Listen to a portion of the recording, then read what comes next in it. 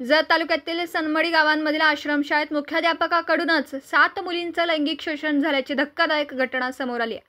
नराधम मुख्याध्यापकावर कठोरातील कठोर कारवाई करण्यात यावी आणि त्याला सेवेतून बडतर्फ करावं। संबंधित संस्थेच्या अध्यक्षांसह इतर पदाधिकाऱ्यांचे याकडे दुर्लक्ष झाल्याने सदर शाळेची मान्यता ही रद्द करावी।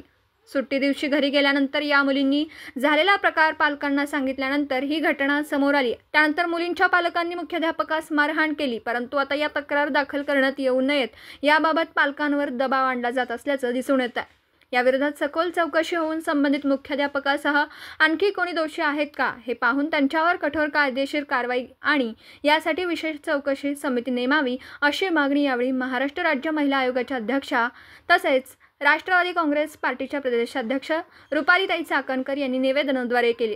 यावेळी राष्ट्रवादी काँग्रेस पार्टीच्या प्रदेश महिला सरचिटणीस जयश्रीताई पाटील, सांगली शहर जिल्हाध्यक्ष राधिका हारगे, प्रदेश सचिव माजी नगरसेविका सुवर्णताई पाटील, असंघटित कामगार संघटना जिल्हाध्यक्ष सविता साळुंखे, ग्रामीण जिल्हा कार्याध्यक्ष दीपिका ओमासे, वाळवा तालुकाध्यक्ष तैसीन अत्तार, प्रणती हिंगलजे, सुनीता जगधने, तबस्सुम मुल्ला, चंपाताई कागे, कमलाताई चव्हाण, अर्चना सरोदे, उषा पाटील, श्वेता पडसलगे, शोभा ओमासे, सुशीला जाधव इत्यादी महिला पदाधिकारी उपस्थित होत्या।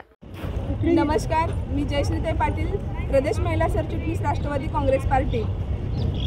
आपण आज आमच्या प्रदेशाध्यक्षा राष्ट्रवादी काँग्रेस पार्टीच्या तसेच महिला आयोगाच्या अध्यक्षा माननीय रुपालीताई चाकणकर यांना आज राष्ट्रवादी काँग्रेस पार्टीकडून निवेदन देण्यात आलेलं आहे।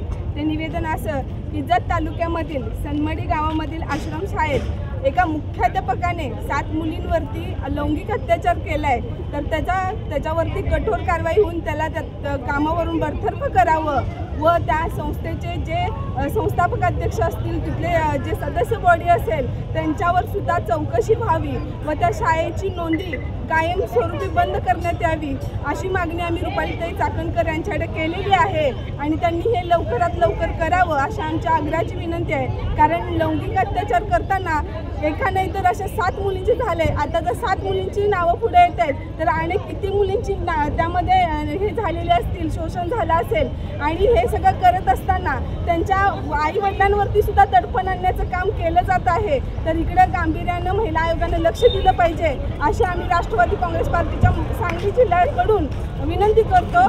धन्यवाद।